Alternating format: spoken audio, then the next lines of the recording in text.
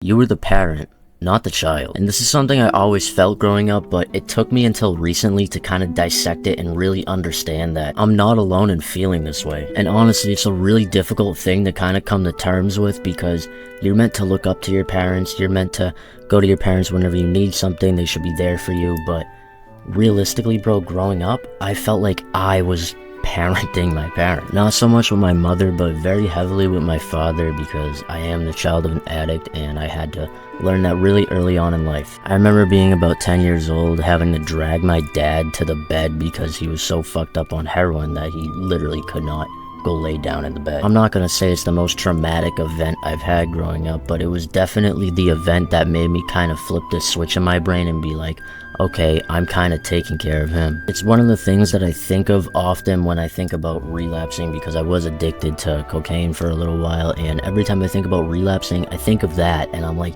I don't want my future children to have to do that to me. Like, I want to be there as a parent and take care of my children. I don't want to make my children take care of me when they're young enough that they can't even drive yet. Like, I feel like I genuinely missed out on enjoying my childhood because of all the traumatic shit that would happen to me at home. And I never really got the chance to go out and be a kid because I always felt responsible for my family. I always felt like if I was out, oh god, what happens if I'm out and something happens and they need me? Like, they shouldn't need me. I'm a kid. My dad overdosed a lot of times growing up, and every time it happened, I felt like it was my fault because I wasn't there. And it's extremely difficult because it seems like there's not a lot of people you can talk to about this kind of stuff.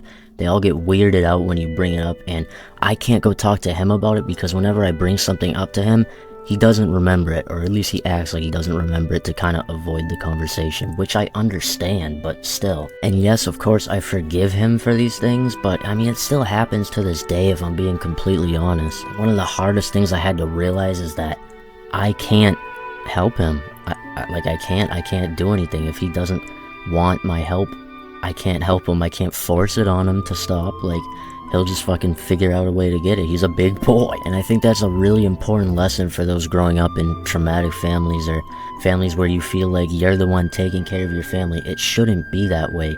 You should prioritize yourself, and I know it's gonna feel like you have this sort of loyalty to your family, like you have to do this or else the family's not gonna, like, they're gonna disown you or something like that. Like, I've felt that many times, but honestly, when you think about it like that, it's like, why did you even have me? Like, why did you have me just to be your caretaker? Like, it's supposed to be the other way around, and you shouldn't make me feel bad for not wanting to do that to myself, because honestly, like, that fucked me up really bad. I have borderline personality disorder, and it's something that I struggle with every day, and knowing that the reason I have that is because of how I was raised, it's so difficult to, like, feel like I should continue to help my parents in this way. And it feels like the guilt of it outweighs the actual action. Like, I feel like worse about myself in the moment if I don't do something, but I know if I do something, it's just gonna fuck me up anyway, so it's kind of a lose-lose situation. Like, I've been through it so many times, through the same scenarios, that as I got older, I kind of just released my hand slowly. Like, I kind of just backed off, and I'm like, I'm just gonna let him do whatever he's gotta do. Whatever happens, happens, because clearly I'm not having an effect.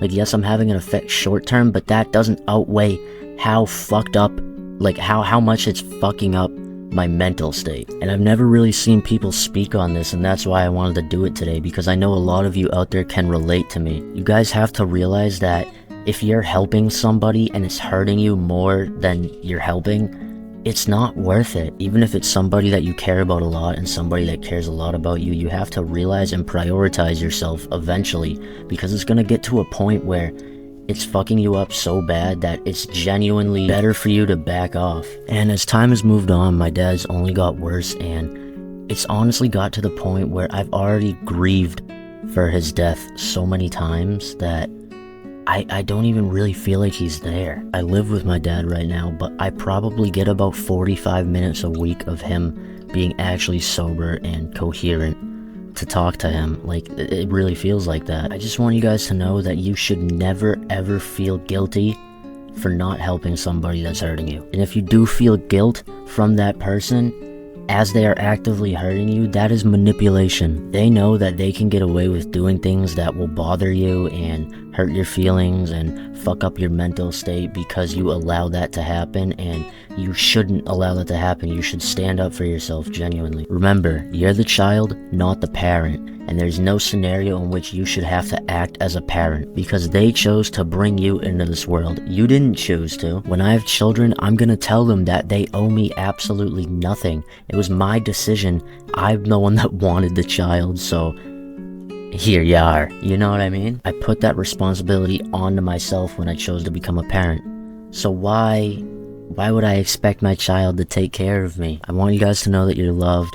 I love you, I do, and if I could jump through the screen right now and give you a hug, believe me, I would. Or if you're like, yo dude, get out of my fucking inner circle, like you're in my bubble, it's about to burst, back up, dude, I take a couple steps back, you feel me? You guys are the best. Let me know down in the comments if there's anything you want to talk about. I'm gonna try my best to reply to all the comments, and yeah, I got a Discord server, we talk a lot in there. It's a really chill, inviting community.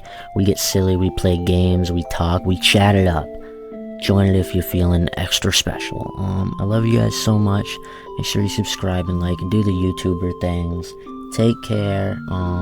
You want a kiss? You want a good night kiss, dude? Because I'm posting this video kind of late. I can give you a good night kiss. If you don't want a good night kiss, you can click off right now. But if you want one, here you go.